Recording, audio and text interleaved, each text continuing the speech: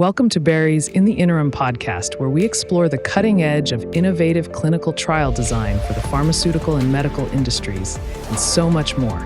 Let's dive in. Welcome back, everybody. Welcome back to In the Interim. I'm your host, Scott Barry. I have a really interesting news release that I want to share with you from the world of sports in this setting. And as you'll tell, being a bit over dramatic here. And for those that turn into a few of these episodes, you'll understand that much of what I think in clinical trial statistics science can be an analog to sports. So the NFL has decided to make sweeping changes, the National Football League, where for each game that's going to be played, they're going to build a new arena. When they're planning for the Vikings to play the Packers, they're going to plan for the arena. They're going to get the approval of the components to the arena, and they're going to build it. Much like we do at the Olympics now, we build that arena to host that game. We're going to set up the rules specific for that arena. We're going to train umpires. We're going to train the film crew, security, the food preparations, all the components to it. We're going to build it for that one game that's going on with the Vikings against the Packers, say. We're going to put out bids to do all of this. We're going to create teams that are really, really good at creating arenas. And then for every arena, for every game that's played, we're going to create this arena. We're going to do this. We're going to put all the vendors through a bid defense for this. We're going to get really low prices for this. And yes, it takes about 2 years to build the arena. And then the game's going to be played. And we're going to tear down the arena, and then the next game, we're going to do that all over again. And in their sweeping announcement, they have announced that ticket prices are likely to go up. Yeah, it's going to be much more expensive to attend that. And we're going to do pay-per-view to pay for the cost of the arena and the components of that.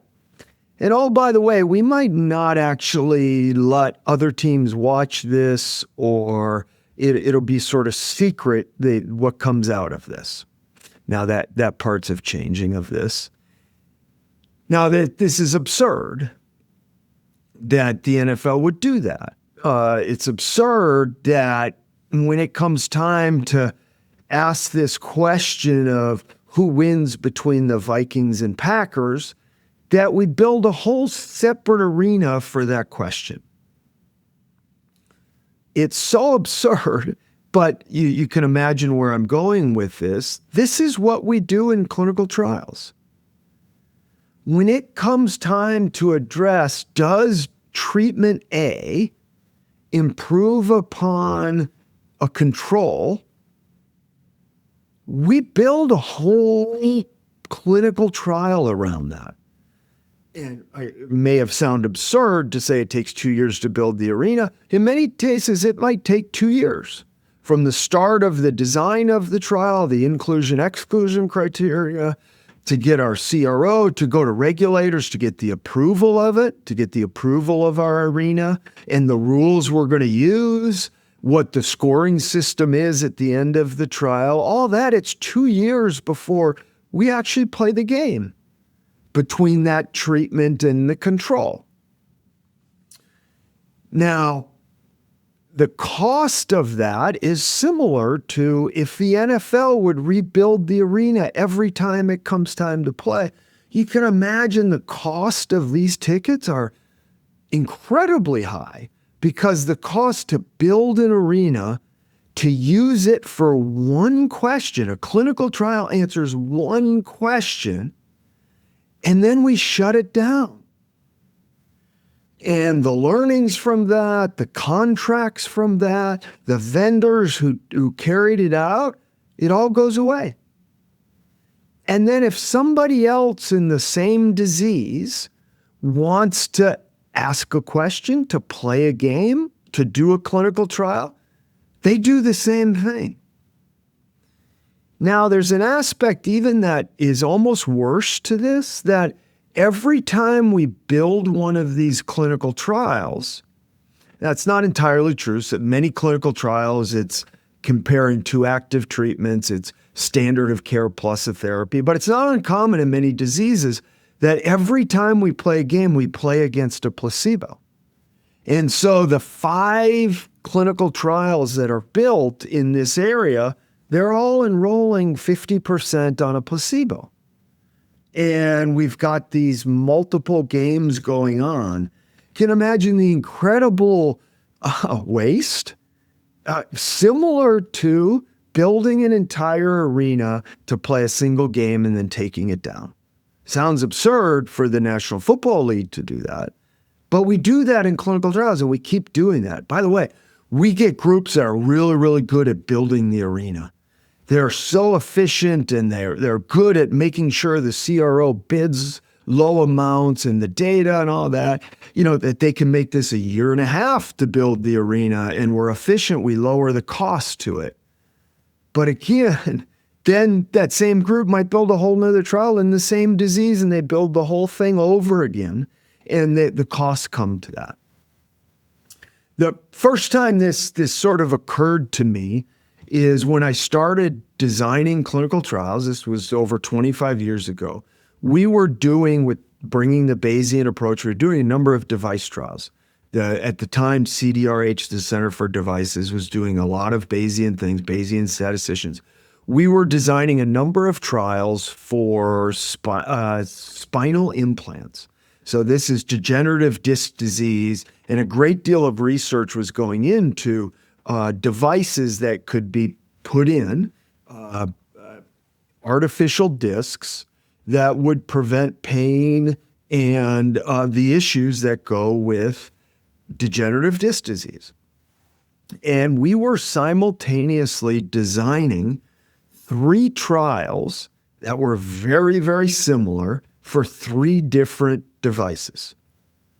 And we were working on them, and it just seemed so odd that this trial was enrolling 150 patients on the standard of care spinal fusion, which is the control. This trial was enrolling 150 on spinal fusion.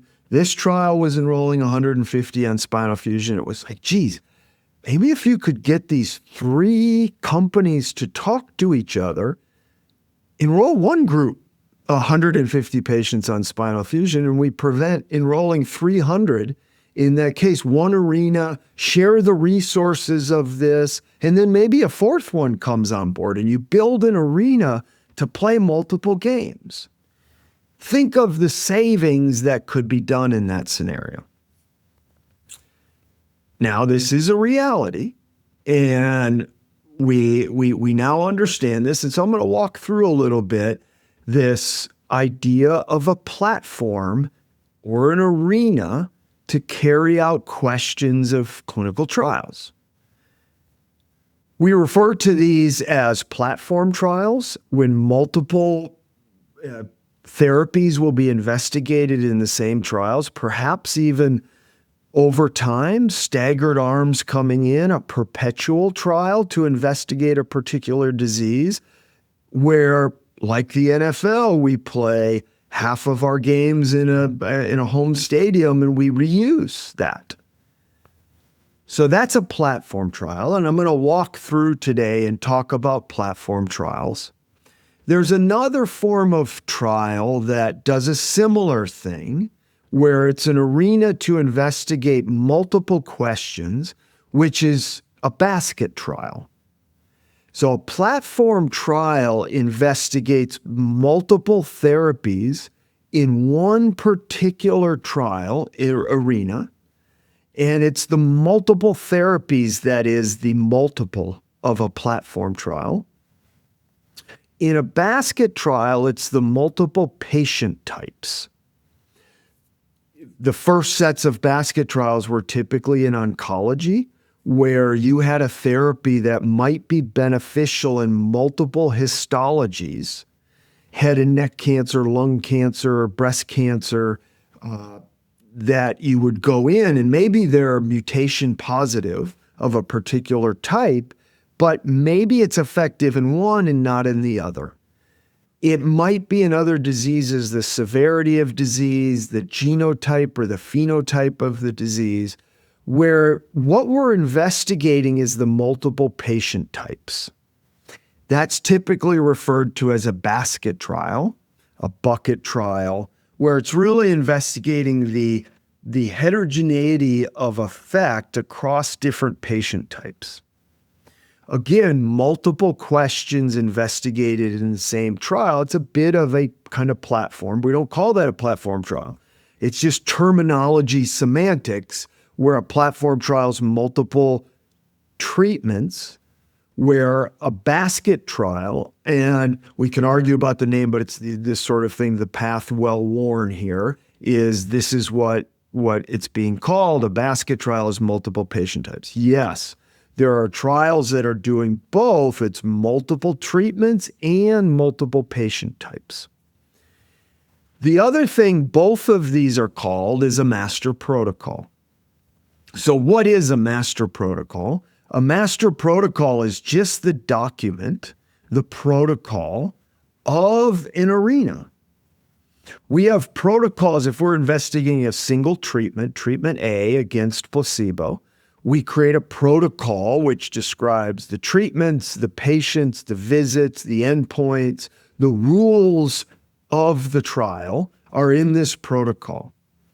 A master protocol is one that is going to incorporate the multiples. And I'm going to talk mostly about platform trials. I'll touch in on basket trials. And it's hard to talk about one with the other one, but let's think about a platform trial. The master protocol is the scaffolding that allows multiple treatments to come and go in the trial.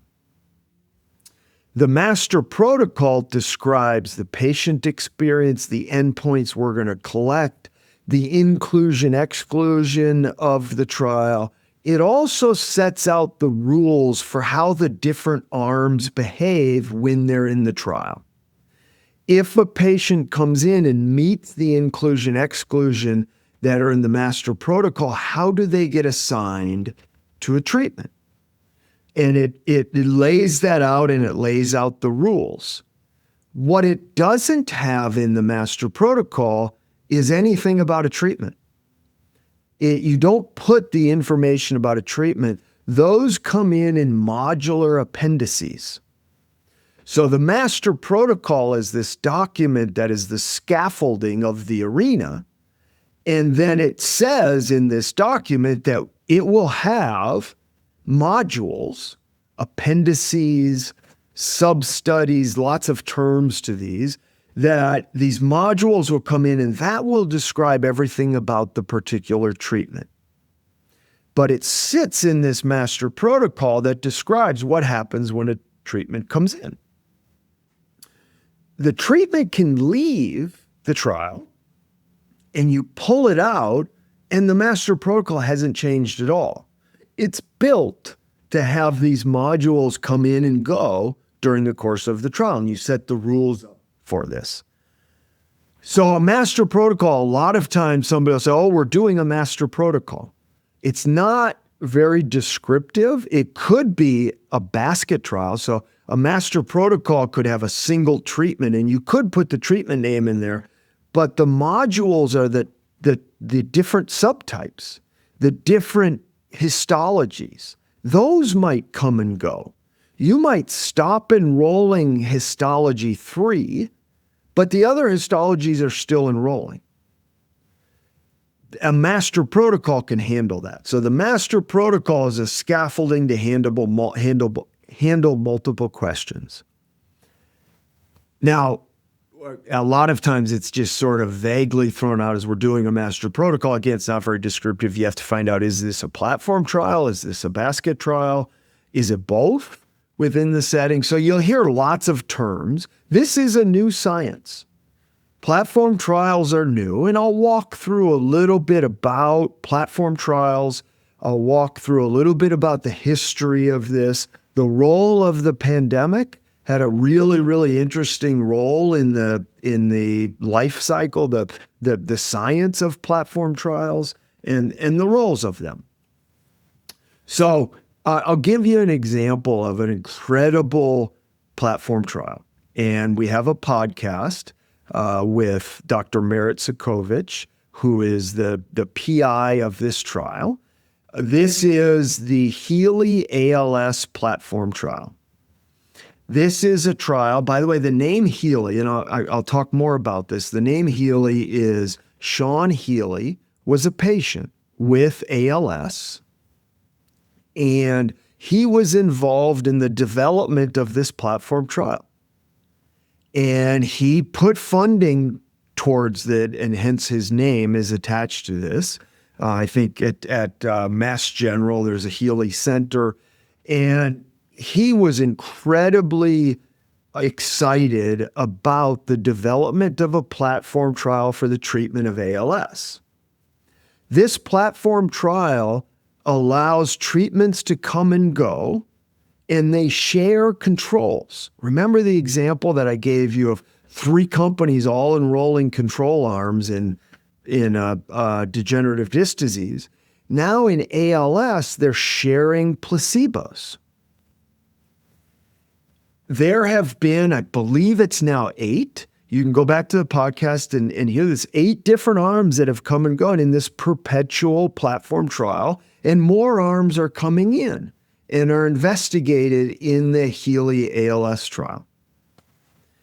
Now, the HEALEY ALS trial, I'll describe a little bit of it. It's a great example. There are multiple treatments that have left the trial. They have read out, the results of the arm have read out, and you can see how this is published and what this looks like in this platform trial. Now, the HEALEY ALS trial is set up where there's large inclusion-exclusion criteria at the master protocol level. It is possible that in one of the arms, they don't include everybody from the master protocol. They can have more specific. You're trying to get these arms to have similar inclusion-exclusion criteria, similar patient types within that. But every arm specifically might have specific things, specific allergy to only that arm, or somebody's not allergic to the thing in B. So they may be able to get B, but they can't get A. You don't want these to be mutually exclusive in that setting. Otherwise, you're kind of running just disconnected trials in that setting, and there's no synergy to it. The more overlap it is, the more synergy you get to this. Imagine they're completely the same patient population. In that setting, you can enroll them. Now, you can enroll them, and all of the placebos for one are going to count for the other one. So what does that mean? A patient comes in and they meet the inclusion-exclusion for the individual arms, and they get randomized to the cohort of A, the appendix, or the cohort of B, or the cohort of C, if there's 3 arms right now that are enrolling patients, A, B, and C. They are not blinded to whether they're an A, B, or C. They're told, you're going to go to A. You're either going to get A or A's placebo, but you'll be blinded to that. But it's very rare in these that a patient is blinded across A, B, and C.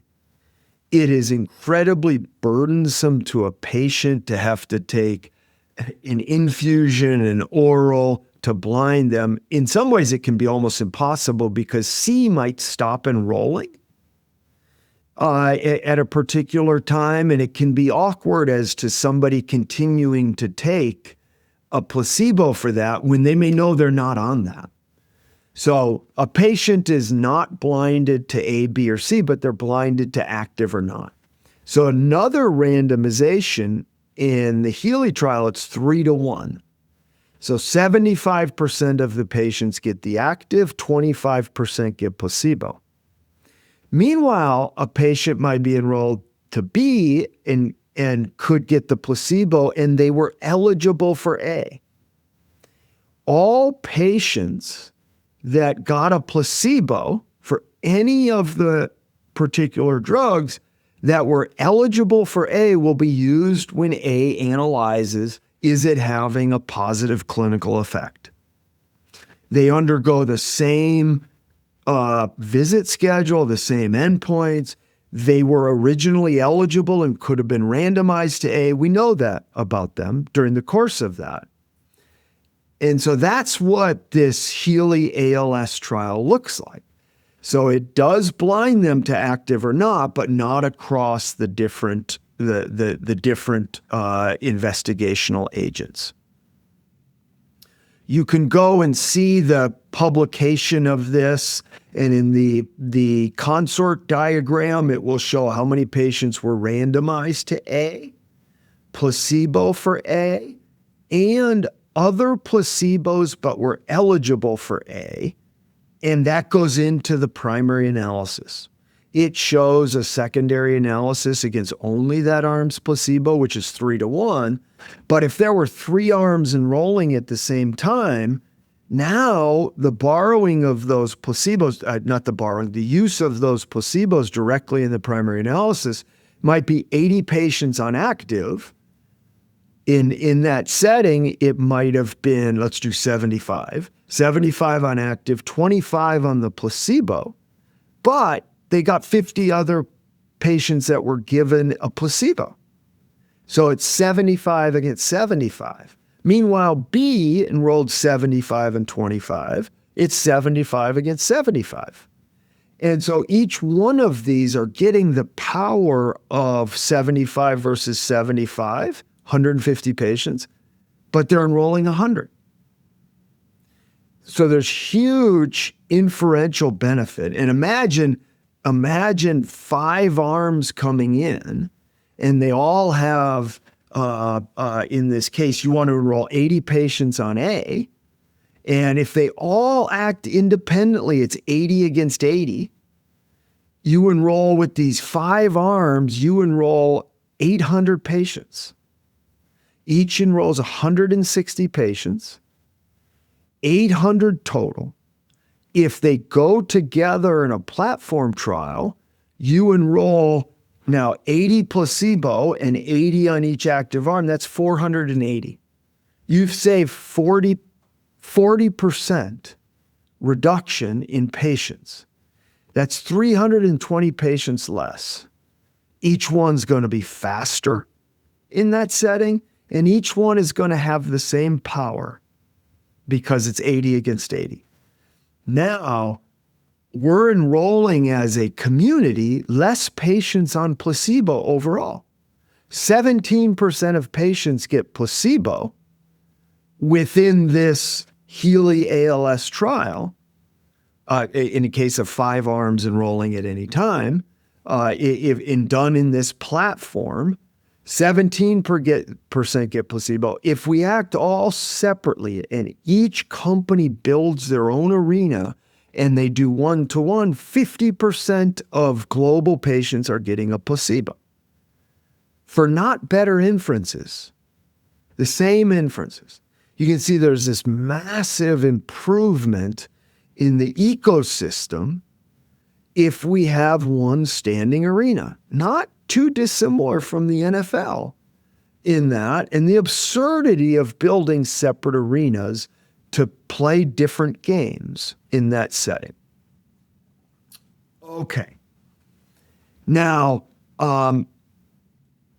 in that setting, that's a platform. There are basket trials where you're investigating multiple subtypes.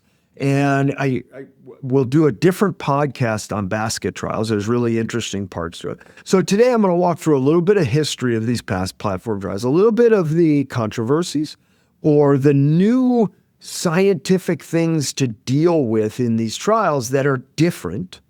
You run into the same questions about it, but what's different about these trials in this setting? Because there's a potential for a massive improvement of this. I want to go back to the I-SPY 2 trial as another example of a platform trial. The I-SPY 2 trial is a trial that is still running. It's moved on. It's evolved into a platform of I-SPY trials. So I'm going to specifically talk about I-SPY 2. I was involved in I-SPY 2. Barry was involved in the modeling of I-SPY 2, so I know more about that. The I-SPY 2 trial was run by Quantum Leap Healthcare. It's a nonprofit, and Laura Esserman is the PI of this trial, and she's amazing. And she was a force in the creation of this. My father, Don Barry, was a co-investigator in this and did this work through his work at MD Anderson, as this was originally funded from multiple efforts, the Foundation for the NIH, also donations. For example, Safeway grocery stores donated to get this trial started. The I-SPY 2 platform is also investigating. It's a basket trial and a platform trial, multiple arms. The I-SPY 2 trial started enrolling patients in 2010. It's for neoadjuvant treatment of breast cancer.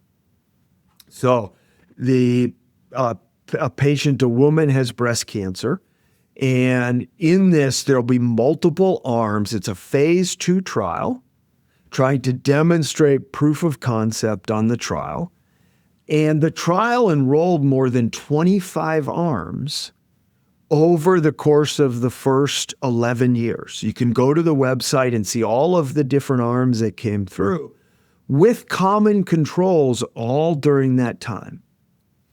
Now, breast cancer is understood not to be a single disease. And so in the trial, specifically in the protocol and in the inference of this, the breast cancer is broken up into 8 subtypes of breast cancer. A 2x2x2 factorial of hormone receptor status, plus minus, HER2 status, plus minus, and mammaprint status, plus minus. So every woman that comes in that qualifies in the trial meets the condition, and they fit into exactly one of these buckets called subtypes in the trial that defines the 8 different subtypes of breast cancer. Each treatment that comes in, the efficacy of the treatment relative to control is analyzed separately by each of the 8 subtypes. Randomization to patients is done separately within each of the 8 subtypes. The trial employed response adaptive randomization. So a woman that comes in that is hormone receptor positive, HER2 positive, for sake of this, I'll ignore mammaprint and sort of think of those two. HER2 status, hormone receptor status, would be randomized differently than somebody that was HER2 negative, hormone receptor positive. And those were updated during the course of the trial to favor the arm that was doing better for the woman of the same subtype.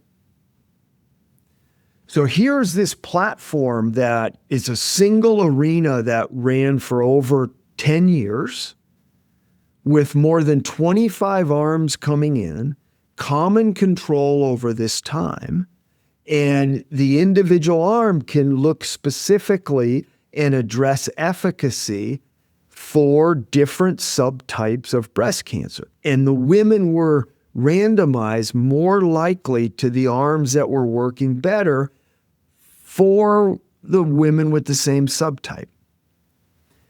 So early on, one of the first arms that graduated and was published in the New England Journal of Medicine in July 2016 was neratinib. Was an arm that graduated from the platform positively. And neratinib, it goes through, in the title of the New England Journal of Medicine article is Adaptive Randomization of Neratinib in Early Breast Cancer. The neratinib arm was enrolling during the course of the trial, and it was performing better it was performing better in HER2 positive, hormone receptor positive patients. It was doing worse in HER2 negative patients. The randomization was then favoring the groups that it was doing better in. And even at a time, some subtypes would come in and they'd have zero randomization for neratinib. But in the subtypes that neratinib was doing well, it was getting high proportions.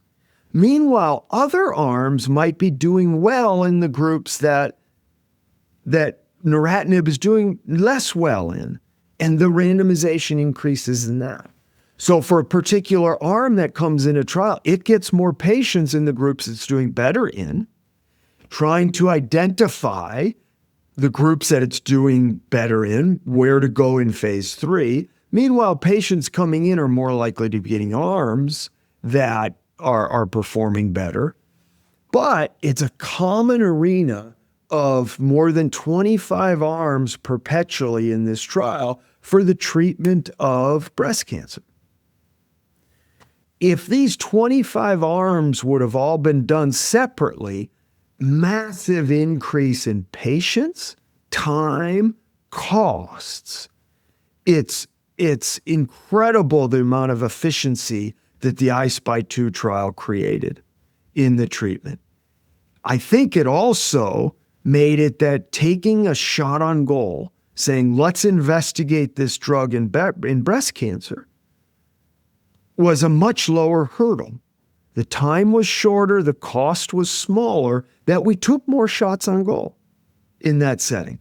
If I have to go build my own arena and my own cost, the cost is much higher, the time to information is much higher. I never take that shot on goal.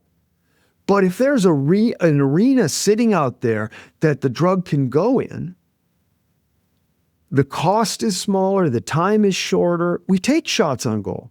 That's good. This is good. More cheaper shots on goal is good in this setting.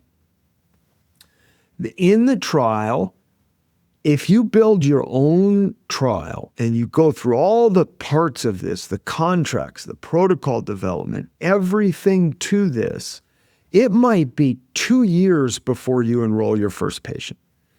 In I-SPY 2, from the time they said, yep, I want to go in the trial, it was more like 3 months. Because the trial already exists, the time to that first patient, so much shorter, so much easier. The cost is less. We're sharing resources. We're sharing patients. Everything about this is better. Now, maybe the negative of this is we have to fit within the master protocol. We have to fit within those parts. You can customize a certain amount of this. And so, for example, some arms never expected that they were going to benefit HER2 negative patients. They directly were expecting HER2 positive. So they only enrolled within the HER2 positive groups. And they were always zero randomization to HER2 negative. So that's half of the subtypes within that. All of the analyses were done by subtypes. What does the arm do in the different? We could incorporate that very naturally in the model of an arm that it just got zero randomization in the other group. So in this basket and platform trial, it could very easily incorporate that. Now, you can also go to the podcast with Don Barry talking about all the innovations of I-SPY 2. But I want to hit on this for some of the amazing efficiencies that these platforms can have within that. So harken back to 2015 and the Ebola pandemic, the outbreak of Ebola in West Africa. There's an outbreak and a large number of patients are getting Ebola. For those that went through this, it was pretty scary how this can go very deadly. Upward of 50% mortality for people that get Ebola. Huge concern about the spread. There were a number of clinical trials that once the outbreak hit, and this was kind of fall of 2014, huge rates of cases going on, And the clinical trials are now being developed for this. By the time they get approved and by the time they're ready to enroll patients, they have potential treatments for it, the disease has waned. We learned almost nothing from that initial outbreak of many hundreds of patients in how to treat Ebola. Now, enormous success in how to control the spread and prevent this from being a global outbreak. But the clinical trial infrastructure wasn't set up very well, where everybody's out trying to run their separate trials, individual trials within that. We had a trial sponsored by the Gates Foundation that we developed. It was a platform when this outbreak hit. Incredibly quick development. We were very aggressive, got it approved by multiple IRBs. It was ready to go. It never enrolled a patient. You can read, there's a clinical trials, a response adaptive randomization platform trial for the efficient evaluation of Ebola. And I'm the first author on it. You can go see that in clinical trials if you want to see that. This was published in 2016. It never enrolled a patient. There was concern at the time, of course, we're not ready for a pandemic, 2016, in the setting. And one of the realizations is that the clinical trial infrastructure isn't ready for this. We can't wait for a pandemic and develop a trial. Now, interestingly, the NIH ran another trial. There were other outbreaks of Ebola, so they set up a platform and they were ready for this. And they enrolled what's called the PALM platform trial, funded by the NIH, and they investigated 3 different treatments with a control. The control was remdesivir, so it was an active control, and then 3 investigational treatments, all in one platform sharing this common control. An incredible trial. Incredible trial that found 2 of the 3 treatments were effective, and they lowered mortality from about 50% to 30%. I urge you to go look at that, published in the New England Journal of Medicine in 2019. Incredible trial. Meanwhile, other groups understood that we're not ready for a pandemic. In the EU, there was a trial called the PREPARE trial. It was a PREPARE network that the EU funded to be ready for the eventual pandemic that is going to come. We just don't know what it is, where it will be. Part of the PREPARE solution was to create a platform trial that's there before the pandemic hits. It was understood that almost surely this pandemic would hit intensive care units, would hit ICUs. So the PREPARE solution was to create a platform trial that's enrolling patients with community-acquired pneumonia and investigate community-acquired pneumonia, which is a burden, a patient burden before the pandemic comes. But design the platform trial says we're an arena, and if a pandemic hits, we're immediately going to enroll that pandemic, and we're going to bring therapies. Some of those therapies we're already investigating in community-acquired pneumonia. And that became the REMAP-CAP trial. So this became a global trial that was ready for a potential pandemic. So it started enrolling patients, I think, in 2017 in community-acquired pneumonia. Enrollment was somewhat slow. And of course, when the COVID-19 pandemic hit, that trial immediately said we're enrolling patients with COVID-19 coming through the intensive care units.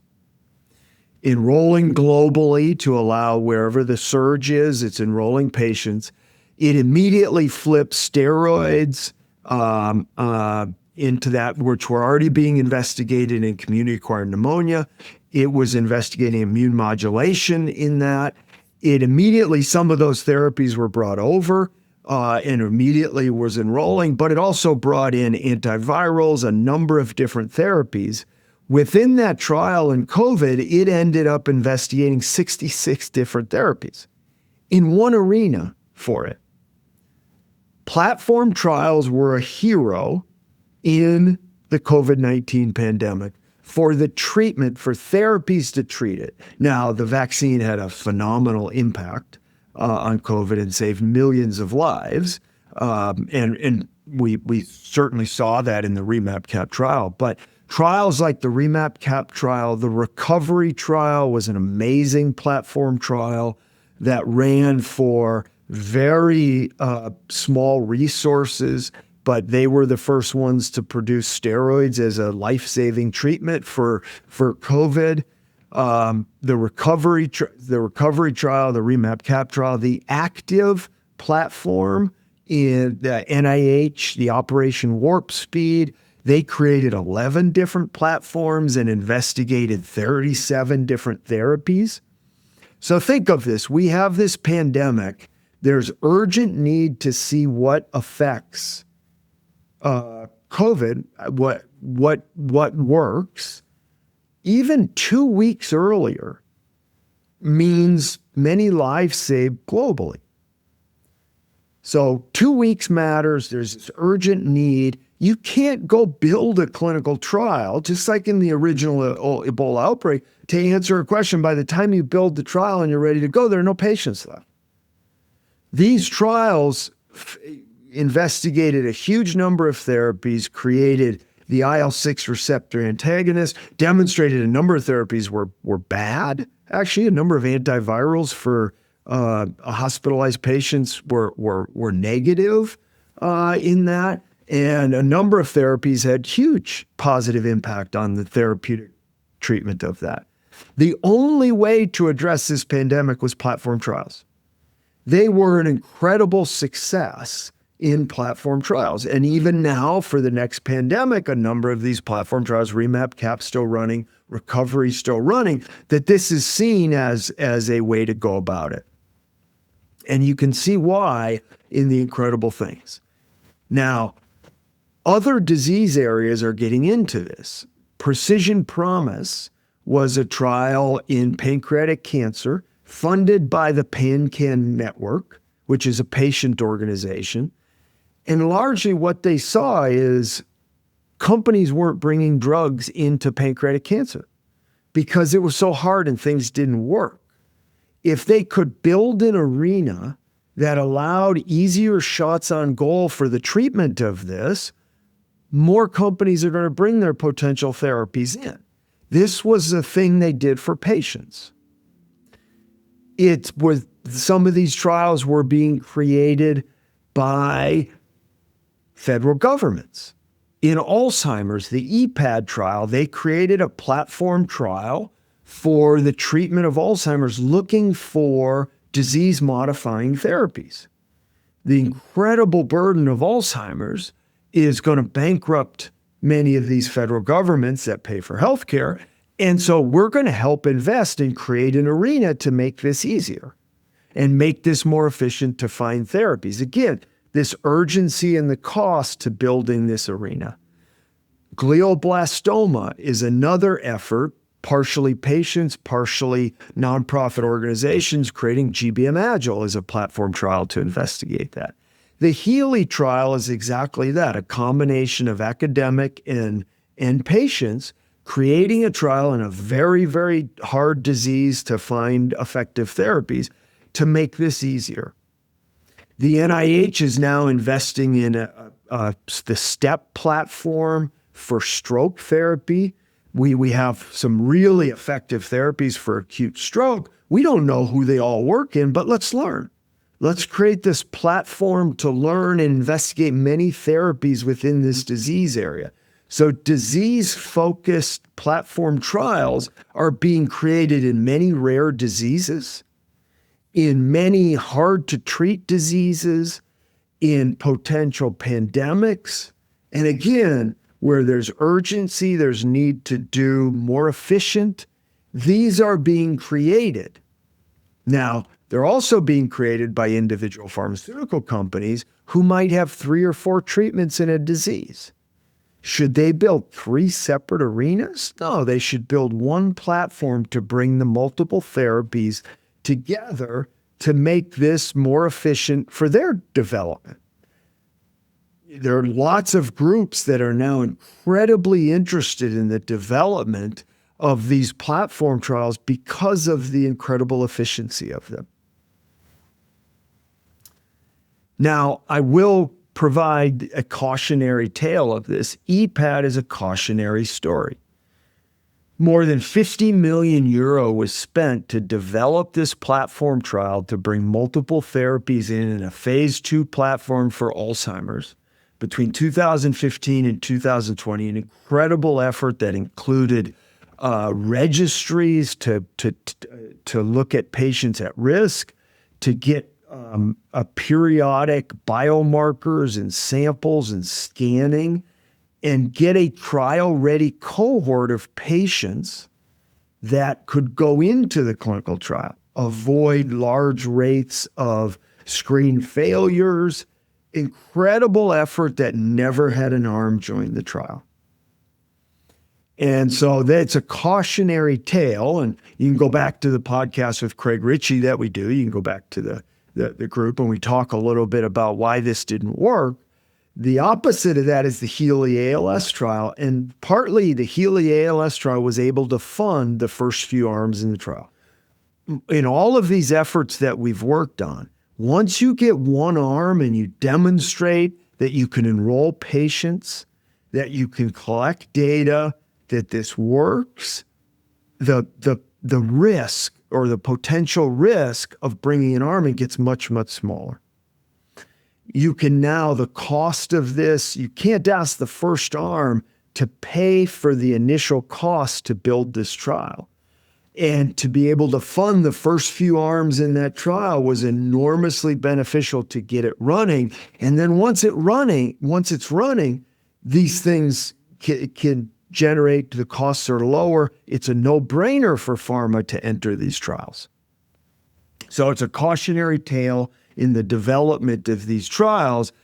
It is, when would you maybe not want to do this, or what's harder? It is harder to develop a platform than to develop a protocol for a single drug. You're building scaffolding, you're building it for what ifs, you're trying to build this larger master protocol. It takes longer, and it's harder to build the initial effort. You're building a database for multiple arms as opposed to one. So it is more challenging. You're creating a DSMB that's going to oversee multiple arms. This is harder to build than one. And that's why a lot of times you just, let's just build one, and then let's just build one, and you never actually build the arena. You do what the NFL is going to go backwards on and just build a new arena for every game. So you've got to figure out how to build this, and then it's so easy. But when do you build it? How do you cost it? And the extra time to build it, to get it started, is the thing that generally is more challenging. So can a patient organization build it? Can a federal government, can academic group build it, in the setting? And now it makes a huge impact on the disease. Huge inferential benefits, huge infrastructure benefits, lower costs, faster times. Just makes a ton of sense. Okay, so I hope you can see a little bit about the promise of this. There were smattering of platform trials before COVID. The success of the platform trials during the COVID pandemic, journals published these papers. They can see what a consort diagram looks like. All the barriers were gone. Regulators accepted it. They approved treatments based on it.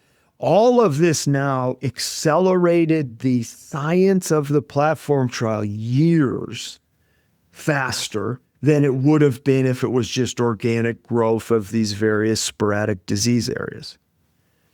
So now we've seen this incredible acceleration of platform trials, and now, and with the pandemic over, many of these disease areas have the same urgency that we have in pandemic.